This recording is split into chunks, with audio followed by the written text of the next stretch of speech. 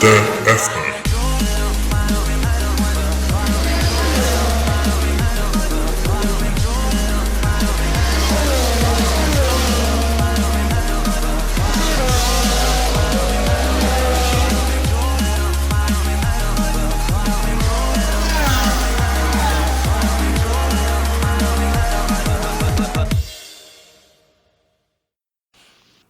Bonjour tout le monde, bienvenue à la balado-diffusion du Bulletin F1. Je suis votre animateur Abdoussal et ceci est l'épisode numéro 22, aussi appelé l'épisode de Jenson Button. Le 22 est le numéro de course du pilote britannique qui est entré en Formule 1 avec l'écurie Williams en 2000. Il avait comme Ralf Schumacher, c'était le coéquipier de Ralf Schumacher en 2000. Avant de s'en aller chez Benetton, qui allait devenir Renault en 2001 et en 2002. Et en 2003, il devenait le coéquipier de Jacques Villeneuve chez BAR, qui allait changer de nom pour Honda en 2006. Button a obtenu sa première pole position lors du Grand Prix de Saint-Marin 2004, une saison où il s'est révélé avec de nombreux podiums, mais sa première victoire eut lieu lors d'un Grand Prix de Hongrie 2006, complètement chaotique, où Michael Schumacher a eu des ennuis. Fernando Alonso, qui menait le championnat, a abandonné à cause d'un ennui de l'écurie, en raison en fait d'un arrêt au puits raté de son écurie, et parce qu'il pleuvait. Button a gagné alors qu'il était en milieu de peloton, mais il devint champion du monde en 2009 avec la nouvelle écurie Brown GP, qui allait devenir Mercedes. Mais Button, lui, a quitté Brown pour aller chez McLaren, où il a disputé sa dernière sa dernière saison complète en 2016, mais il est revenu de sa retraite très temporaire en 2017 pour remplacer Fernando Alonso, qui était parti aux 500 000 d'Indianapolis en 2017. Et la légende dit que Button n'a toujours pas fait pipi sur le siège d'Alonso lorsqu'il a accroché Pascal Wehrlein lors de cette même épreuve. Et d'ailleurs, il est devenu papa très récemment. Félicitations, Jenson. Au menu cette semaine, on revient sur le Grand Prix de Singapour, qui fut excitant et un peu électrisant aussi. Puis justement, on parlait de Ralf Schumacher. On va en parler dans la section En route vers la F1. Vous allez comprendre pourquoi. Et pour parler de tout cela, j'ai mon bon ami Marc-André Fortes. Salut Marc-André. Salut Abdou. Ça va bien? Oui, toi? Ah, je vais beaucoup mieux. Le rhume est presque parti. Donc, c'est ça qu'on veut. Ouais, t'es un petit peu grippé pour la dernière épisode, donc on l'avait pas remarqué. Bon, Dieu merci. Malgré tout, là, je vais mieux, je me sens en forme. Bon, j'ai dormi 2h30, mais c'est pas grave. Le plus important, c'est d'être en forme. Ouais, exactement. Et j'espère que les pilotes à Singapour l'étaient aussi, parce que c'était une course très, très physique. Parce qu'on sait, c'est le Grand Prix qui est le plus demandant. Il fait chaud, il y a beaucoup de virages. Et c'est très long. Et c'est très long, oui. La course a presque duré 2 heures de temps, donc... Ouais, ce fut toute une course. Alors, mesdames et messieurs, démarrez vos moteurs. C'est un départ.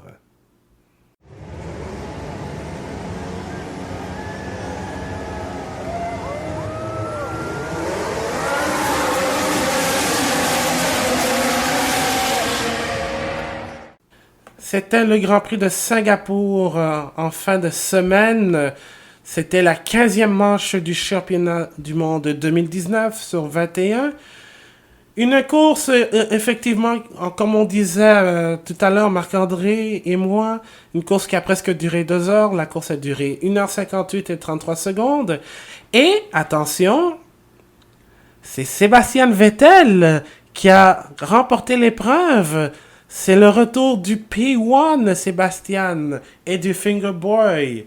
Donc, une victoire de l'Allemand après plus d'1 an d'attente devant Charles Leclerc, Max Verstappen sur la Red Bull, Lewis Hamilton finit 4e, Valtteri Bottas 5e, Alex Albon, 6e.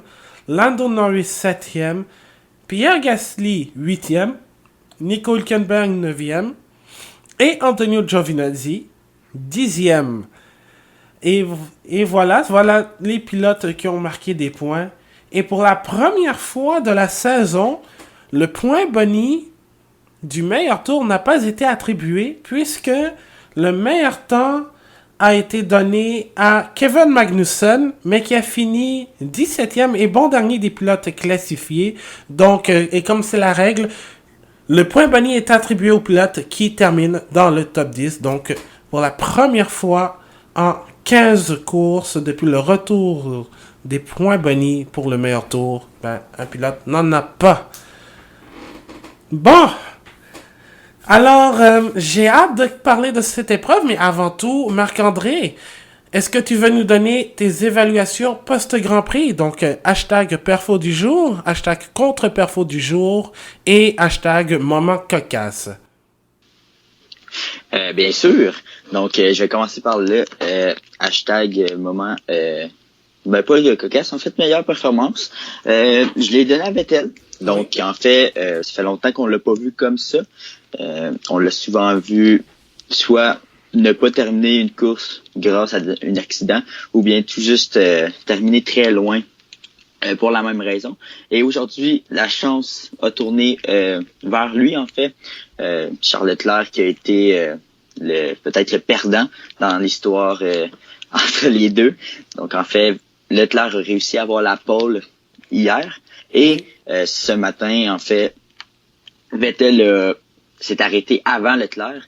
Et finalement, lorsque Leclerc s'est arrêté un petit peu plus tard dans la course, Vettel a réussi à passer devant lui et pour terminer premier. Donc, ça fait longtemps qu'on n'a pas vu Vettel dans cette forme-là, je dirais. Donc, je sais pas si tu as la même avis que moi de ce côté-là. Ça fait du bien quand même. Donc, on a eu plusieurs mauvais commentaires sur Vettel durant les derniers podcasts. Ouais. Et de le voir comme ça, là, c'est quand même plaisant.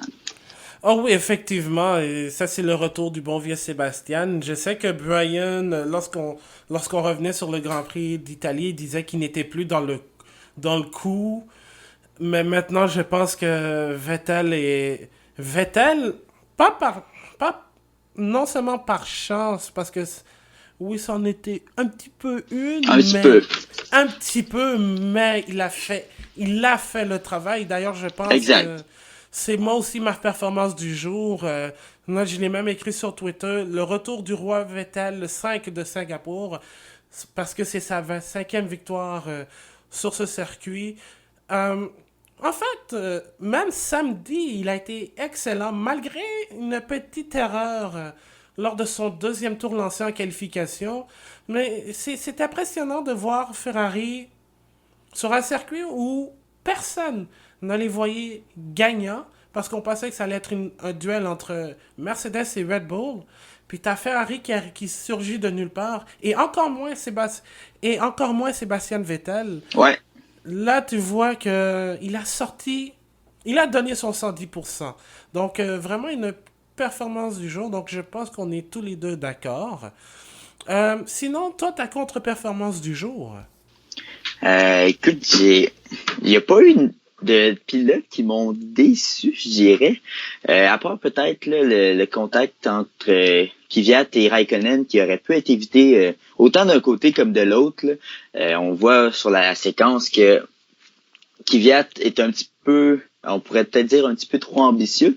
Mais en même temps, Raikkonen se colle sur Kvyat et finalement, c'est Raikkonen le grand perdant là-dedans, vu qu'il a dû quitter la piste là, et il a vu sa course terminer. Mais non, écoute, il n'y a pas eu de grands pilotes qui m'ont déçu justement aujourd'hui. Gasly qui a bien fait, qui a terminé 8e. Donc de ce côté-là, je peux pas avoir de mauvais commentaires. Donc non, ça a été quand même une course assez bien pour la plupart des pilotes là. Ouais, les pilotes, moi j'ai trouvé tous les pilotes ont vraiment bien fait. Oui, évidemment, peut-être Raikkonen, Kvyat, l'accrochage qui aurait dû être évité d'ailleurs, je pense. Mais sinon, moi, Moi, j'ai pas ma contre-perfo, je l'ai pas donné à un pilote, mais plus à une écurie, à Mercedes, parce que ils se sont Mhm. ratés. L'écurie s'est ratée complètement en fin de semaine. Ce dimanche, Ouais, parce que ils ont laissé leur pilote un peu trop longtemps en piste. Puis au final, quand je suis allé préparer mon café, moi j'ai entendu dire ah ben ils vont revenir derrière Hamilton va revenir derrière Verstappen. Mais je me disais ouais mais c'est arrête-toi maintenant là, c'est si tu veux éviter de souffrir encore plus, et c'est ce qui s'est passé au final.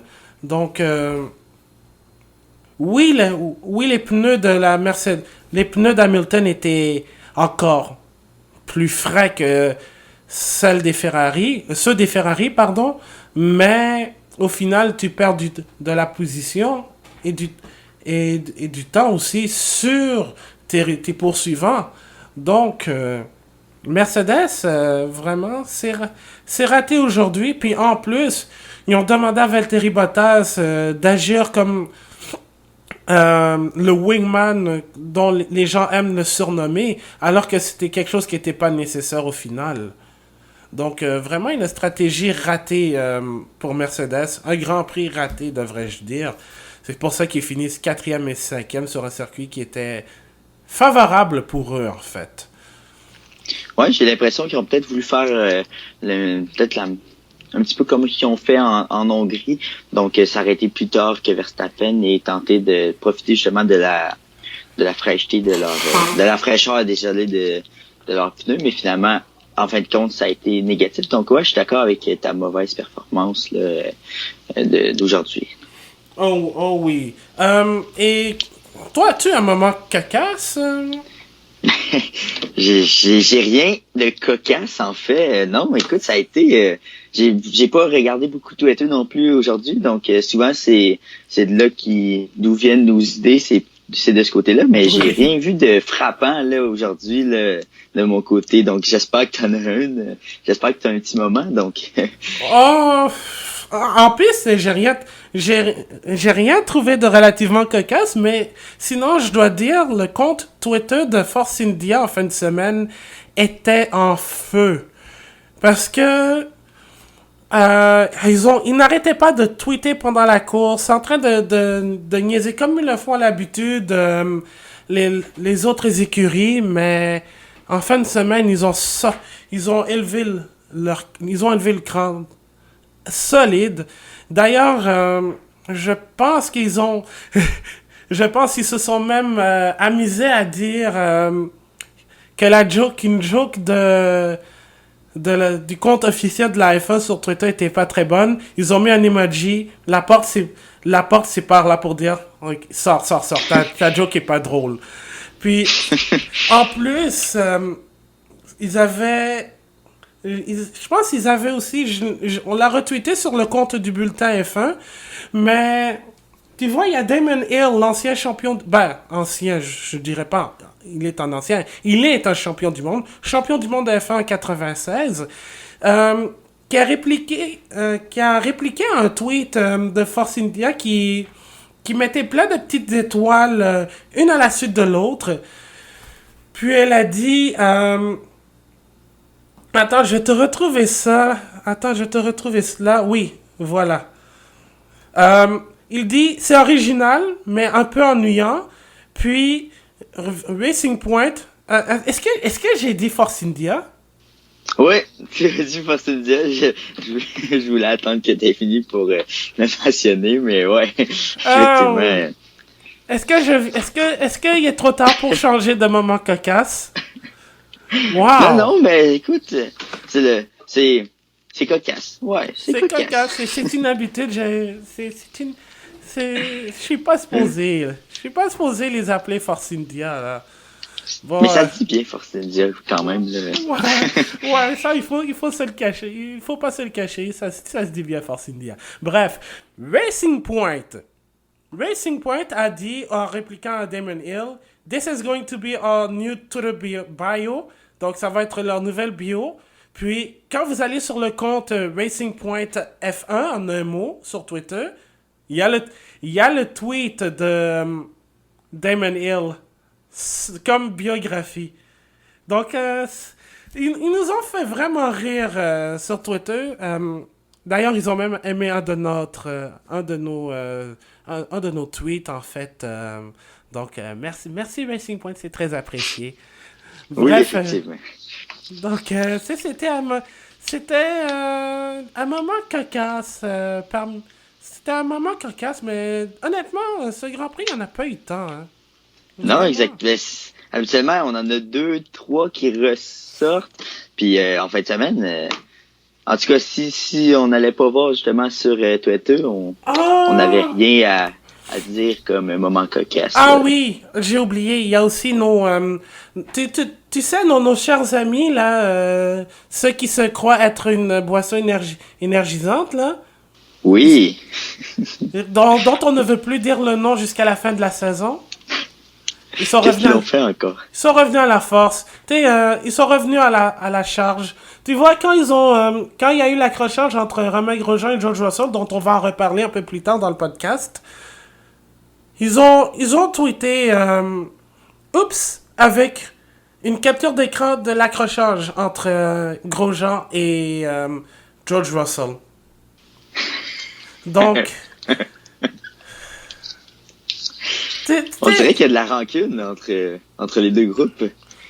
ah, mais tu sais, Marc-André, euh, cette compagnie, c'est comme,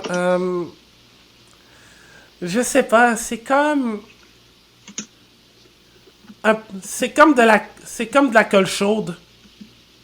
Ça veut Tu peux pas jamais partir. vraiment t'en débarrasser, on Tu peux dirait. pas t'en débarrasser, et voilà. Et voilà. Tu peux pas t'en débarrasser. Ils vont tout le temps te picosser. Ils vont tout le temps picosser là pour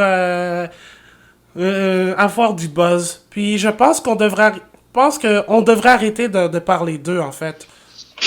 En fait, si vous les voyez là, juste passez-les là. Faites comme s'ils n'existaient pas. Puis je m'inclus. Je m'inclus là-dedans. Bref. Voilà, on a fait le tour, mais sinon, on en a deux sur Twitter. Francis Paquette qui dit performance du jour, c'est le stratégiste de Sébastien Vettel et le stratège de Lewis Hamilton contre performance du jour. Non, attends. Oui, c'est ça, oui, c'est ça. C'est ça, c'est effectivement stratège de Lewis Hamilton. Puis lui aussi n'a pas trouvé de moment cocasse. Sinon, on a Senville sur Twitter, que je salue. Perfo du jour, lui aussi c'est le stratège de Vettel. Contre-performance du jour, stratège de Lewis Hamilton. Et le moment cocasse, c'est le retour de Torpedo en faisant référence à Daniel Kvyat.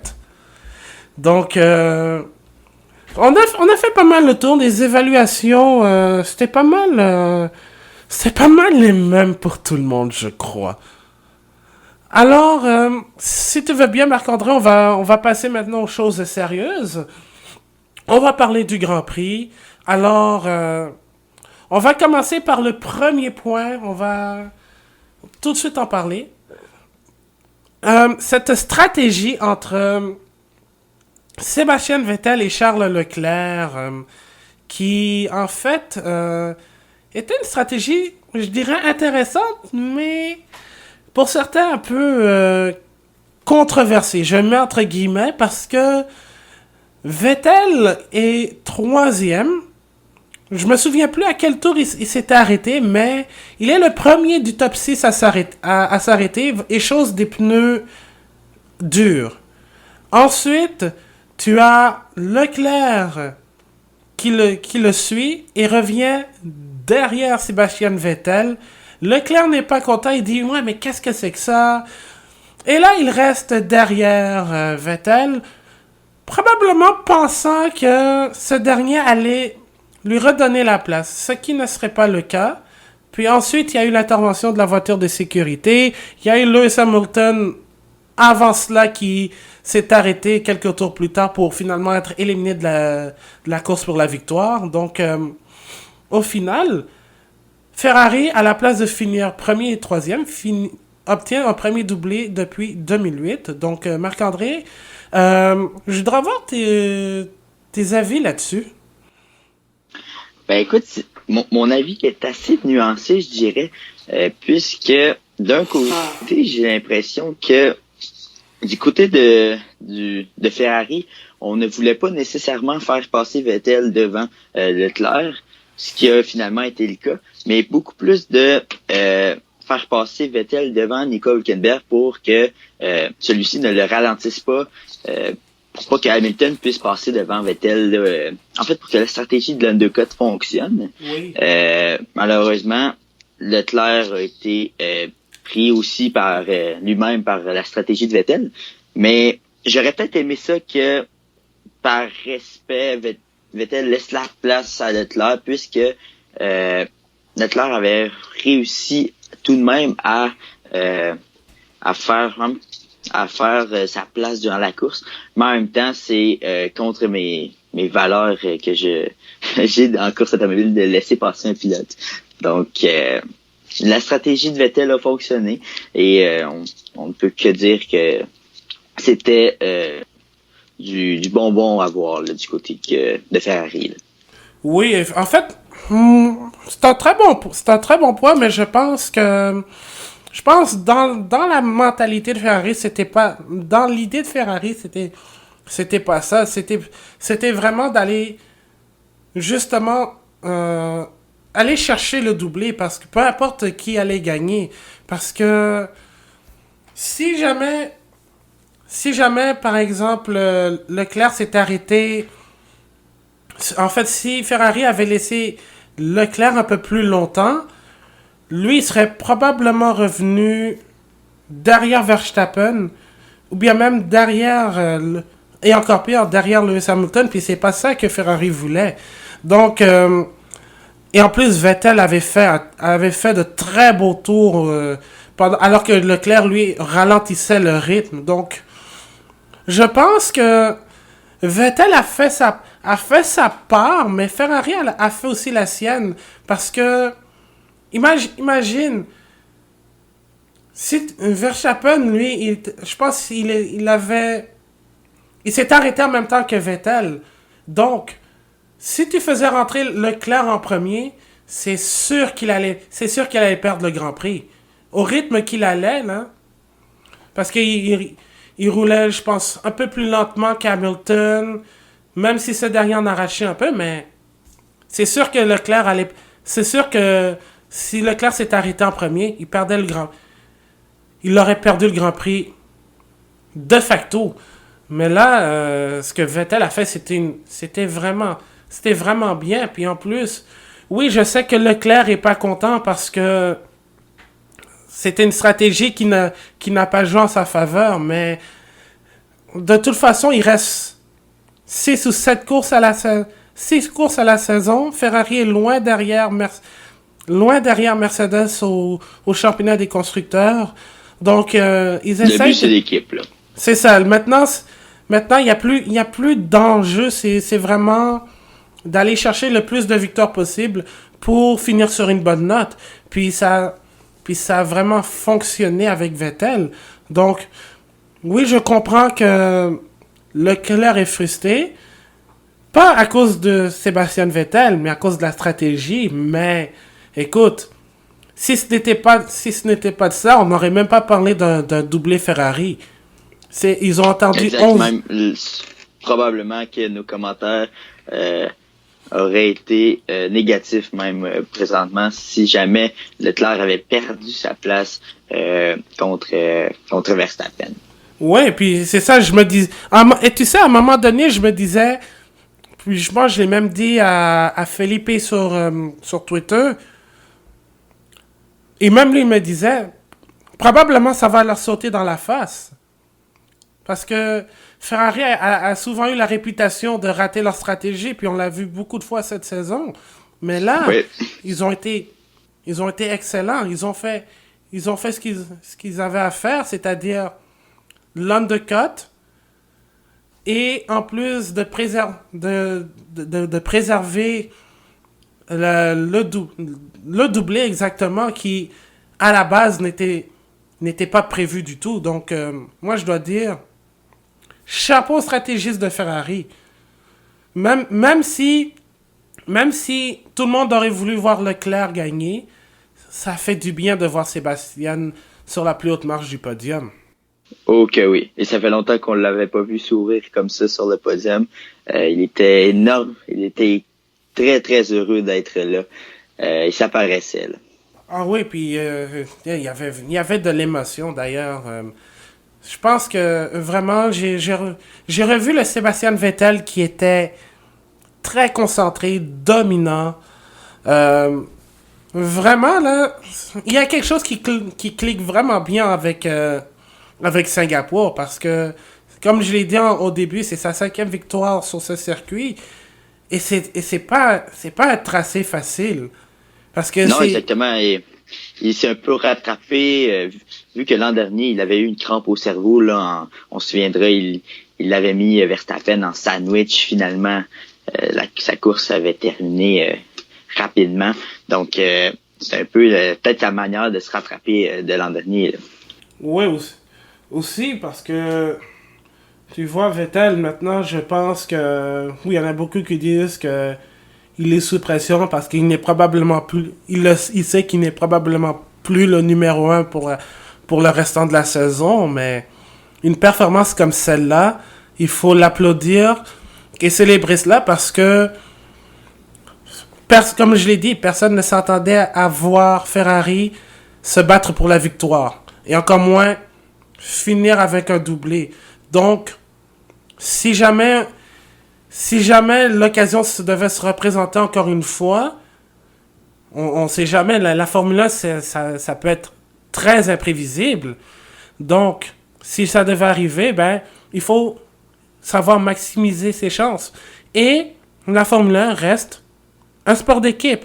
Oui, il y a l'individu et tout, mais il y a aussi un championnat des constructeurs.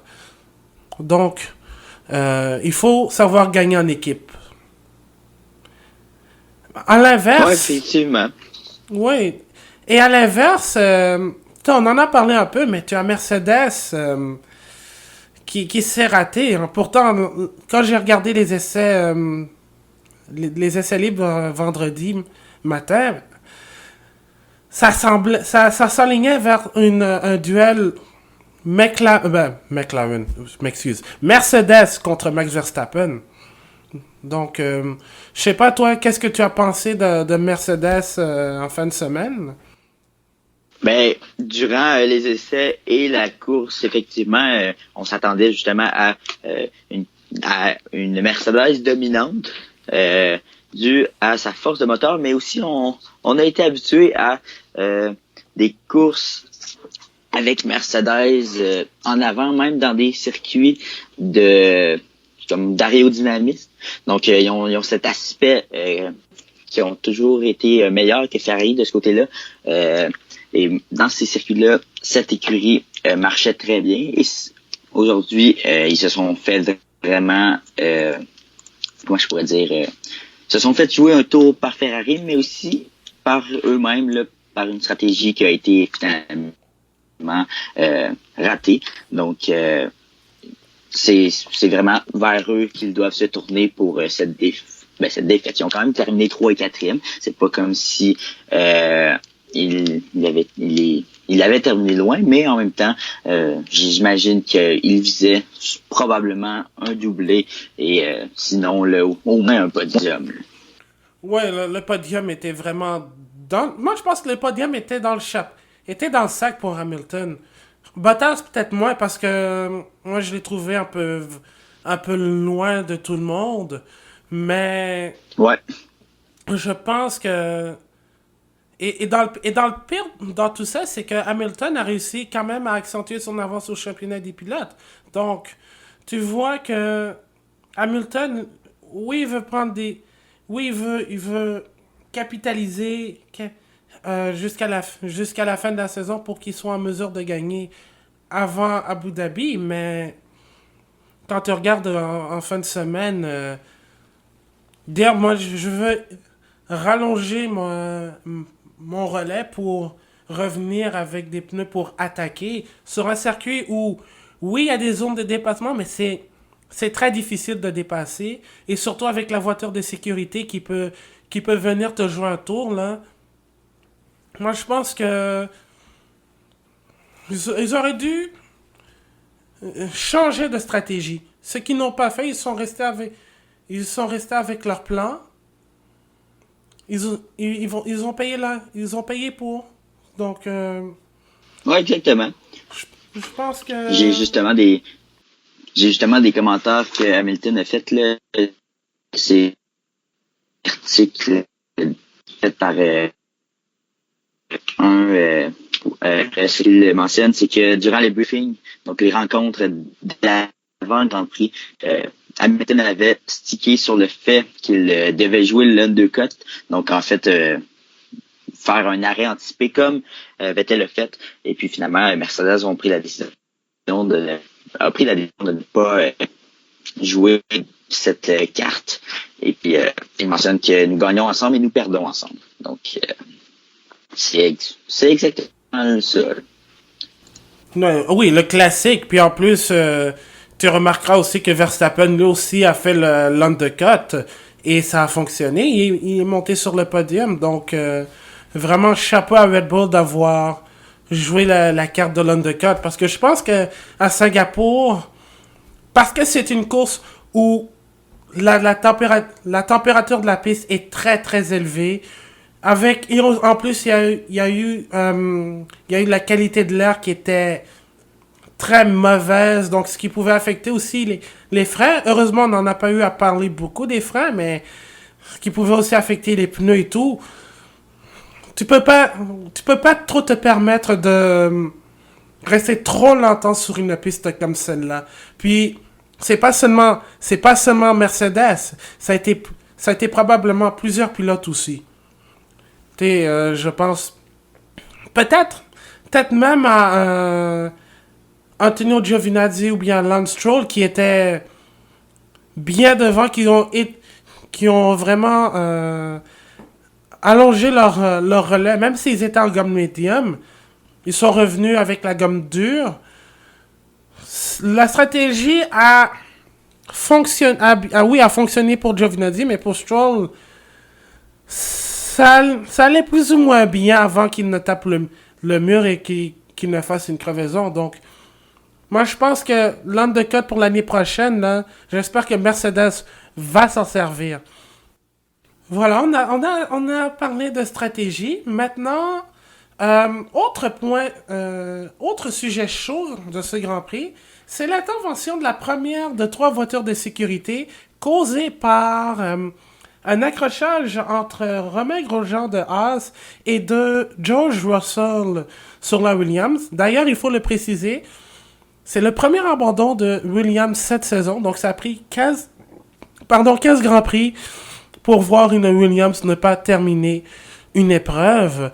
Donc, Ce qui n'est pas surprenant, dû au fait qu'ils ne sont jamais dans des bagarres.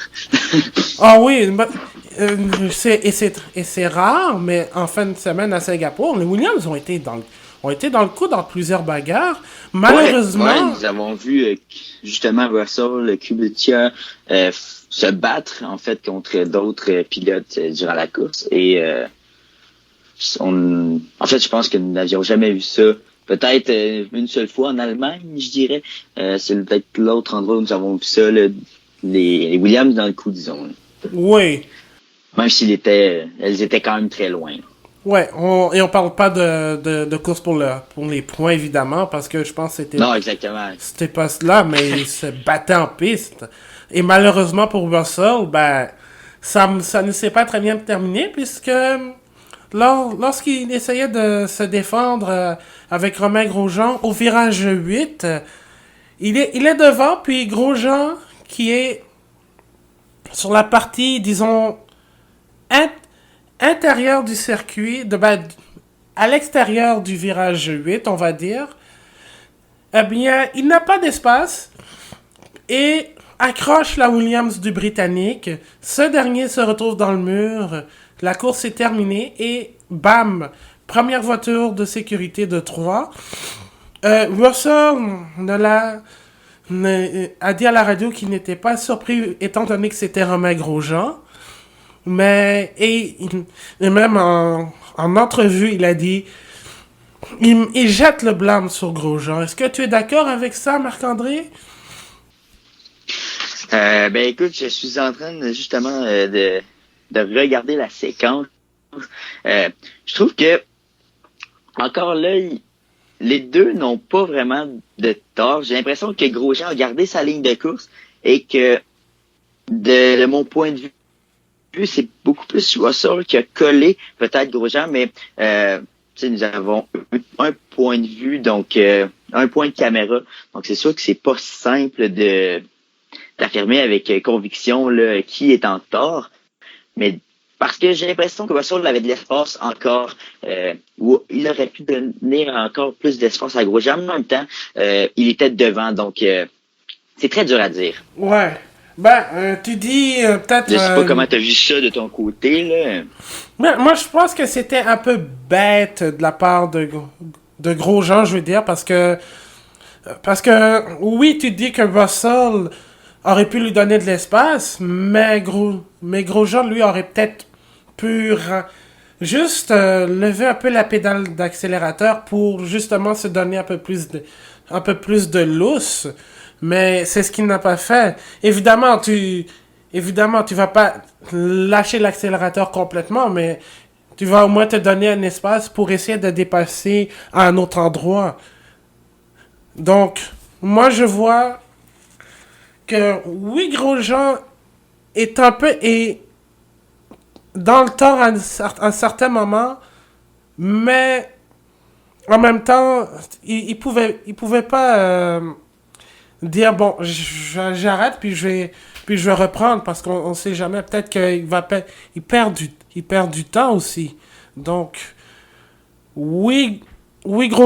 donc comme je dis, oui, Grosjean a une certaine part de responsabilité, mais en même temps c'est très touché comme situation. Donc ouais, exactement, c'était assez serré des deux côtés. Je pense que la FIA, les commissaires ont pris une bonne décision là, justement en ne donnant aucune pénalité, autant pour Grosjean que pour Russell dans cette situation-là, en tout cas. Exactement, donc aucune sanction pour les deux pilotes, mais c'est quand même dommage parce que Russell faisait, comme avec Robert Kubica, une très bonne course. Donc les deux pilotes Williams comme on disait, étaient vraiment dans le coup pour s'offrir... Au moins se battre un peu. Ouais, exactement, parce qu'ils n'ont pas eu tant ce luxe cette année, avec tous les problèmes que la voiture a. Elle est très lente, mais là, sur un circuit à Singapour où on n'a pas besoin de tant de puissance moteur, au moins... Ça s'est bien passé dans le cas des deux pilotes, surtout avec Robert Kubica qui se retrouvait dans n'importe quelle bataille à l'arrière du peloton, mais c'était très beau à voir quand même. Autre moment intéressant, on a eu un meneur inattendu, puisque Antonio Giovinazzi, après que le top 6 se soit arrêté, s'est retrouvé en tête du Grand Prix de Singapour et c'est la première fois qu'un pilote qui n'est pas Ferrari, Mercedes ou Red Bull mène un Grand Prix. C'est la dernière fois que ça s'est produit, c'était Valtteri Bottas en 2015 avec Williams lors du Grand Prix de Grande-Bretagne. Mais Giovinazzi, oui, non seulement a mené le Grand Prix, mais a ramené un point quand même important dans une course où Kimi Räikkönen a abandonné en raison d'un accrochage avec Dani Kvyat. Mais Giovinazzi s'est pris une pénalité de 10 secondes pour avoir roulé trop près d'une grue qui ramassait justement la Williams de Russell. Alors, moi, j'ai vraiment été impressionné par la course de Giovinazzi. Est-ce que tu crois que est-ce que ça va être suffisant pour sécuriser son volant pour 2020? Ah, sans aucun doute. Moi, je pense que malheureusement, on parle présentement peut-être de petits rumeurs là, sur... puis évidemment, c'est normal, là, Hülkenberg se cherche. Voilà. Mais j'ai l'impression que du côté d'Alfa Romeo, on va vouloir pour des raisons de... autant de stratégie... Oui, de je stratégie. ne le vois pas partir, mais Ouais. il le mérite aussi sa place en fait. C'est un pilote qui, plus les courses avancent, meilleur il est. Oui. Tu sais, on se souviendra qu'il avait fait son apparition il y a peut-être 1 ou 2 ans en Chine et ça n'avait pas été rose pour lui. Finalement, il a appris. Cette année a été un partant, donc a eu un poste là, officiel. Et puis, il démontre Grand Prix après Grand Prix qu'il s'améliore. Et j'ai déjà hâte de le voir l'an prochain, après cette progression de cette première année, en fait. Ah oui, puis en plus, je pense que Frédéric Vasseur, le directeur sportif d'Alfa Romeo, est clair. Je pense il a confiance en Giovinazzi. Il a même dit en entrevue il y a quelques mois que il faut lui donner sa chance. C'est une question d'adaptation parce que c'est sa première saison complète en Formule 1. Oui, tu as parlé justement de ces courses qu'il a faites en remplacement de Pascal Verlaine il y a 2 ans. Mais la Formule 1 a changé entre-temps. Donc, Giovinazzi s'acclimate très bien. Puis, t'as vu même en Belgique, malgré son accident dans le dernier tour, c'était une course parfaite pour lui. Donc, tu vois que vraiment, là, il réussit vraiment à prouver qu'il est solide. Il est solide. Avec la voiture qu'il a, la Alfa Romeo est vraiment bonne. Comparée à l'année Ouais. dernière, elle est vraiment bonne. Donc, Giovinazzi essaie de tirer au maximum. Et malheureusement, il a été, disons, malchanceux aussi avec l'accrochage avec Daniel Ricciardo. Heureusement, il n'a pas eu de dommages. Pas de temps, je crois. Mais c'est une bonne performance de la part de l'Italien. Puis moi, je ne serais pas surpris s'il devait être prolongé pour une autre saison avec Alfa Romeo, même si ça veut dire qu'on perd un bon pilote en Nico Hülkenberg. Mais Giovinazzi, pour moi, si il commence la saison avec la forme qu'il a actuellement, c'est clair que il va connaître une saison 2020 assez excitante. Donc, vraiment une bonne course de la part de Giovinazzi. Euh, il y a, mais si ça a bien été pour Giovinazzi, ça n'a pas très bien été pour Racing Point qui attendait ce Grand Prix de Singapour avec impatience parce que ils avaient effectué 2 belles courses avec Sergio Perez qui finit dans le top 6 et Lance Stroll qui montre qu'il devient de plus en plus mature. Malheureusement, ils n'ont pas marqué de points. Sergio Perez a abandonné alors qu'il était 10e sur une fuite d'huile. Et Stroll, malgré un contact avec Pierre Gasly à la relance à la relance de la première voiture de sécurité exactement, il a tapé le mur, donc il y a eu une crevaison au pneu avant droit. Mais il faut se le dire, Stroll s'est bien battu en fin de course, n'est-ce pas Marc-André? Oui, il s'est très bien battu. Il était impliqué dans plusieurs bagarres excitantes pour tout le monde. Et puis, c'est comme ça qu'on aime le voir. Écoute, il performe bien avec la voiture qu'il a. Et c'est certain que je sais pas s'il y a eu un bris lors du contact avec Gasly, mais il m'a semblé un petit peu plus lent qu'en début de course. Mais non, en général, ça a été un bon Grand Prix pour lui malgré tout de son côté. Oui, exactement. Puis je dois dire, en plus, je pense à la relance, Perez et Stroll étaient 10e et 11e respectivement. Donc, Racing Point, ça s'en allait probablement pour des petits points, mais des petits points très importants. Surtout dans le fait où tu as Renault qui a vu Hülkenberg justement marquer des points. Donc, dans un sens, c'est très dur à avaler la 13e place dans les circonstances. Mais je pense que il y a du progrès autant chez les pilotes que chez sur la voiture. On va voir qu'est-ce que ça va donner la semaine prochaine en Russie. Mais constat général de ce dimanche, des bonnes performances. Pas exceptionnelles ou très bonnes. Juste bonnes, correctes. Ils ont fait le travail. C'est dommage pour Stroll. Ça l'est encore plus pour Sergio Perez. Donc, moi, je pense qu'il y a peut-être de meilleures attentes en Russie. Ouais, probablement. Ouais, ouais. Ouais, et puis probablement aussi de meilleurs pour Daniel Ricciardo aussi, parce que pendant une première partie de la course, il a été celui qui a animé une partie de l'épreuve avec des dépassements. Pour ceux qui ne le savaient pas, Ricciardo avait été disqualifié de la séance de qualification pour avoir utilisé un surplus d'énergie dans le MGUK, donc qui est la récupération de l'énergie par les freins. Donc il a utilisé un surplus pour apparemment, je crois, une microseconde. Donc c'est minime, mais c'était suffisant pour le disqualifier quand même parce que c'est un surplus d'énergie quand même.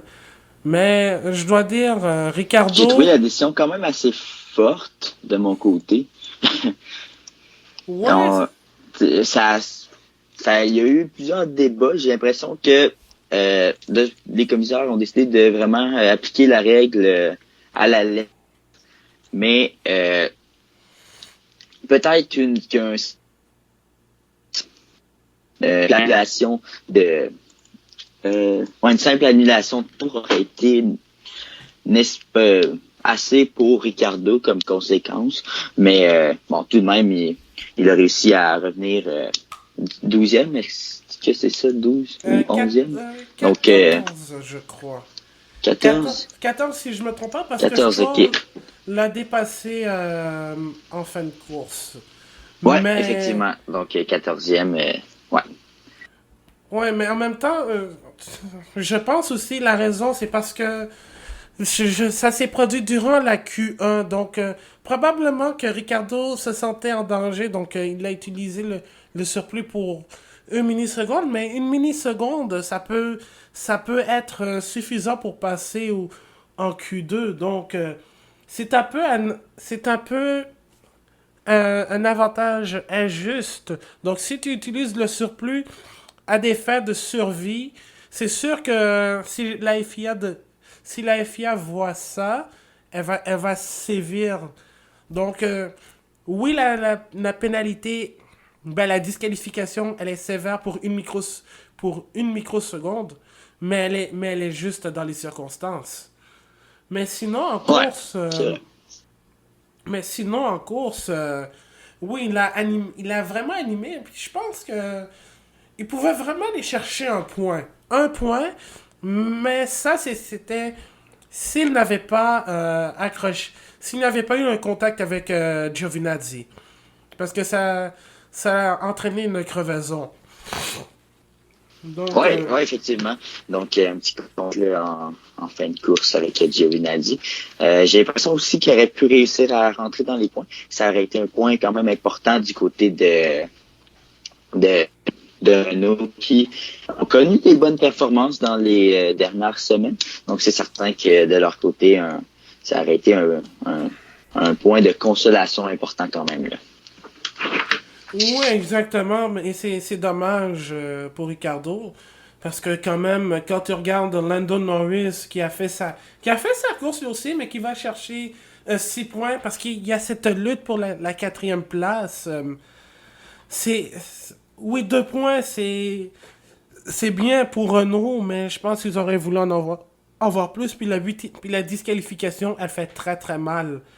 Parce que ça permet au moins Ouais, ça permet à McLaren de souffler un peu plus avant le Grand Prix de Russie, qui probablement va être un circuit où la vitesse est quand même importante, puis peut-être un peu moins d'appui aérodynamique et en fait beaucoup moins qu'à Singapour. Donc là-dessus, peut-être que Renault pourrait avoir un avantage sur McLaren. Donc cette, cette disqualification en qualif, elle fait mal. Mais en même temps, l'accrochage avec Giovinazzi l'est tout autant aussi. Parce que qui sait, Ricardo aurait fait Ouais. une très belle performance. Donc, voilà, c'est ce qui complète en fait. C'est ce qui complète en fait le tour du Grand Prix de Singapour. Ça a été pas mal ça. Est-ce que j'ai oublié quelque chose? Est-ce qu'il y avait un autre moment important d'après toi, Euh, Marc-André? est-ce qu'on, j'ai comme un blanc, est-ce qu'on a parlé de l'accrochage Kvyat contre Raikkonen? Ah oui, oui, oui, oui, oui, oui. Ben tiens, on va en parler justement parce J'étais pas que... tout sûr si on l'avait fait avant de commencer ou on en avait parlé durant le podcast. Donc, Ouais, on en a parlé un petit peu, mais tiens, on va y aller en détail parce que... Moi, je mets le blâme sur Kvyat parce que comme tu l'as dit, c'était un move ambitieux. C'était vraiment ambitieux de sa part. Raikkonen, lui, a juste essayé de défendre, mais c'était un plongeon, vraiment, de la part du Russe. Donc, c'était un plongeon, mais il y avait de l'espace par contre. oui, oui, C'est, oui. je suis en train justement de regarder la séquence. J'ai l'impression que euh, Kimi Raikkonen a senti la presse. Ben en fait, a vu dans son rétroviseur Kvyat arriver justement en plongeant dans le virage et qui s'est défendu d'une manière peut-être. Il est venu coller Kvyat, mais encore là, c'est encore difficile à dire là. C'est quand même à vitesse grand V là, mais j'ai l'impression que Kimi Raikkonen aurait pu se défendre d'une autre manière, mais c'est assez serré, disons là. Ouais, exactement. Puis la FIA a Mais décidé de ouais, ne pas ok. sévir. Donc, la FIA a décidé de ne pas sévir sur l'action. Donc, de toute façon, Kvyat n'est pas content que Raikkonen ait décidé de tourner le volant dernière minute pour défendre sa position. Mais Raikkonen, je sais pas, lui, ce qu'il en a passé, c'est... Je pense qu'il ne regrette pas il ne regrette pas le move de défense. C'est de toute façon autant un pour l'autre, leur course était ruinée déjà à la base. Donc Ouais, exactement. autant les deux pilotes n'avaient pas vraiment de rythme de course, donc c'était pas Raikkonen, oui, c'est triste parce que c'était son 309e Grand Prix, puis il a égalé la marque de Michael Schumacher. Mais contrairement à Giovinazzi, Raikkonen n'avait aucunement le rythme pour aller marquer un point. Donc, et encore moins Ouais, Daniel exactement. Kvyat. Donc, Oui, c'est ça qui est ça. C'est un incident de course, comme ça a été le cas entre Grosjean et Russell. Donc voilà. Ah oui, ouais, puis exactement. aussi, précisons aussi avant de terminer que Kevin Magnussen a été obligé de faire un arrêt supplémentaire parce que il a retrouvé un sac de plastique dans ses Oui, radiateurs. j'ai vu durant le podcast aussi. Oui, Finalement, donc. ça aurait pu être ça, notre petit moment de cocasse. Ouais, exactement. Oui, ben, moi, je suis prêt moi, je garde quand même le mien où je rebaptise Racing Point Force India. Mais, pour finir avec Magnussen, la morale, quand vous êtes dans un Grand Prix, faites attention à vos déchets. Parce que, non seulement c'est pas très bon pour l'environnement, déjà à la base, mais vous pouvez ruiner une Ça peut être très course. Exactement. Ça peut être très dangereux pour le pilote parce que ça peut presque ruiner une course comme ce que Magnussen a fait. Et en plus, il faisait bien, il était dans les points, le pauvre. Le pauvre était dans les points à certains moments de la course. oui, oui. Il Donc, avait été malchanceux, là, mauvaise position lorsque la sécurité sortait. au circuit. Puis, qui arrive de nulle part, en fait, là, un sac de place qui se dans son aileron. Et puis, ils ont dû, évidemment, venir chercher le petit sac. Donc, Parce que, c'est évidemment... dans ce côté de Magnussen qui connaît si bon Grand Prix dans les circonstances quand même. Oh oui, oui, oui. Je pense qu'il était 9e à un certain moment jusqu'à l'arrivée du sac en plastique. Puis en plus, un sac en plastique sur un aileron avant, même si c'est à Singapour, ben, ça peut être... ça peut vous faire perdre des dixièmes de seconde. Beaucoup de dixièmes de seconde. Donc, voilà, c'est ce qui complète... Ça en prend très peu en F1, justement. Et voilà, ça en prend très peu. Donc, la morale de l'histoire, faites attention à vos déchets. C'est tout. Et surtout quand vous êtes à Singapour, parce que vous pouvez vous faire arrêter par la police. Si vous êtes pris en flagrant délit. Et ça, c'est une histoire vraie. Donc, c'est ce qui complète le survol du Grand Prix de Singapour. Je vais vous donner tout de suite le classement des pilotes après cette épreuve à Singapour. Donc, Hamilton se rapproche de la barre des 300 points. Il en a 296. Bottas en a 231. Et il y a égalité au troisième rang. Charles Leclerc, maintenant, est troisième devant Max Verstappen. Les deux ont 200 points. Et pourtant, les deux ont 2 victoires, mais Leclerc a le plus de deuxième position. Ce qui l'avantage. Sébastien Vettel n'est pas très loin avec 94 points. Pierre Gasly, qui marque des points avec sa 8e place, à 69 points. Nice. Carlos Sainz. Carlos Sainz. C'est mérité. Carlos, Carlos Sainz à 58 points. Alex Albon passe devant Daniel Ricciardo au 8e rang avec 42 points contre 34 pour Ricciardo, et Kvyat complète le top 10 avec 33 points. Au championnat des constructeurs, Mercedes continue d'accentuer son... Ben, disons, l'écart s'est réduit. Pour une des rares fois, l'écart s'est réduit. Mais Mercedes, entre Mercedes et Ferrari, mais Mercedes garde toujours son avantage. 527 points pour Mercedes contre 394 pour Ferrari.